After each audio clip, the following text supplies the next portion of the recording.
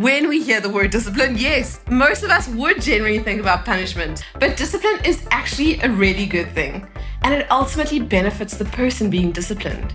It's something that God does, and it's something that He commands us to do. There are so many scriptures that talk about discipline, but here's one that's particularly helpful from Hebrews. No discipline seems pleasant at the time, but painful. Later on, however, it produces a harvest of righteousness and peace for those who've been trained by it. Parents are ultimately responsible for disciplining their children, but during the kids' ministry time, you as a leader have the delegated authority. There should be consequences for bad behavior, but we are never wanting to punish or ostracize kids for that bad behavior. It can be challenging at times, so it's helpful to work in team and come alongside each other in this. The kids' ministry environment isn't a school environment, and we want to steer clear of the kids experiencing it in that way. After all, they spend 5 other days of the week at school. Why would they want another one? But just because we want them to enjoy themselves doesn't mean that there shouldn't be boundaries. Setting boundaries as a leader is a proactive way of communicating to children what you expect of them in terms of behavior. It's actually a great opportunity to convey some of the heart of meeting together. Boundaries should be broad enough to cover all circumstances, yet clear enough to know when they've been crossed. They should be communicated to the kids often and reinforced consistently. Reinforcing boundaries doesn't have to put a damper on the room. We've chosen 4 boundaries that have been really helpful for us. They are not rules, but guidelines for behavior. If you don't have any boundaries in place yet, feel free to use these. First one is yes, no is no. That means that as leaders, hold firmly to your yeses and nos. If you've asked them to do something, follow through with making sure that they do it. And if you've asked them not to do something and they still do it, make sure that there's consequences. The second one is respect everyone and everything. If a child isn't taking care of the supplies, or if they're hurting another child with their words, this is a boundary that they would have crossed. The third boundary is care for others. We want our kids' ministry environments to be places where they experience the care of the Lord through each other. And lastly, have fun! That's an order! You can remind children of this boundary when they're breaking the rules and making it difficult for others to have fun. These boundaries are generic and may not be all the boundaries that you need to put in place in your kids' area. Once you've reinforced your general boundaries, there might be a few house rules that you'll need to put in place for your specific context. These could be rules such as only leaders allowed in the storeroom, or no jumping on the couches, or one of our camp favorites, no hairies with the fairies, which basically means we don't want boys and girls to pair off together. An important way to manage discipline issues is through proactive discipline. That means that you reinforce boundaries as much as possible, even if you have to repeat them at the beginning of each lesson. It also means that you don't ignore bad behavior on any scale. We've given some more guidelines in the book on how to be proactive with discipline and how to use logical consequences. Go check some of those out and see how you could use them in your context.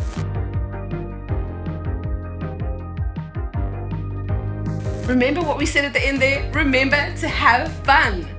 Don't let a few kids' misbehavior rob the entire time for everyone else. Managing discipline doesn't need to change the whole atmosphere in the room. While there are many examples of bad behavior, all situations can be categorized into 2 general types of discipline issues, and how to respond to them will depend on these. Firstly, there are ongoing smaller acts of disobedience. This could be disruptions during the teaching, or running around while you're trying to explain the game. First, try to put a measure in place that will reduce negative behavior, such as one of the leaders that isn't teaching sitting next to a disruptive kid, or gently touching them on the shoulder while you're teaching. If they continue to misbehave, speak into that situation by telling the child how they are overstepping the boundaries, reminding them that it's not pleasant for everyone if they continue to break the rules. If this continues, you or one of the other leaders can take them out of the class and speak to them, explaining that their behavior is unacceptable and then asking them why they did it. Remember the attitude of warmth and crouching to their level. Sometimes these moments can turn into great opportunities to speak into their lives. If they give an explanation of why they did it, tell them why it is still unacceptable, and then affirm them by saying that you believe they are capable of doing better and that they are a valued part of the group. Check out the book for more ideas on how to mediate the situation between two children. If the disobedience continues and your interventions aren't helping, you may take the child out of the class to their parents. Explain the full story to the parents and make sure the child and parents know that we do want them to come back in the future. Then there are once-off bigger acts of disobedience. This could be swearing, spitefully injuring someone else, or maliciously breaking something. These situations must be dealt with quickly and effectively. Remove the child from the group and find a place away from everyone if you can, but within view of other leaders. Explain to the child that their behavior is unacceptable and ask them why they did it. You may get long-winded excuses, but just remind them that no matter the reason, their behavior is still unacceptable. Explain to them that you have to take them to their parents, and then explain the story to them. Your role is not to tell them how they should be raising their child. They just need to know the situation.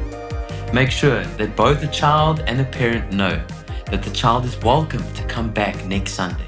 In more extreme circumstances, you may have to agree upon a time period of 2 to 3 weeks in which the child won't be allowed to come back. But this should only be used in an extreme case and where the child is not responding to any other form of discipline. No matter what, in any discipline scenario, never present yourself as cold or harsh. Managing your own temperament shows that you have the maturity to deal with the situation. If you feel that you can't manage the situation, ask another leader to help you. Always make sure that whenever you deal with any situation, follow-ups are key. Some follow-ups look different to others. You may need to follow up with the congregation coordinator about the situation so that they are aware of it and that they can keep tabs on the child. But follow-ups with parents are vitally important too.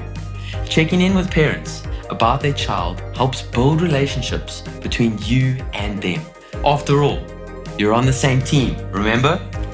And it will help you to also know where the child is at. You can never go wrong with follow-ups. So let's remember that discipline is helpful, but also vital to our role as leaders. Let's not forget that.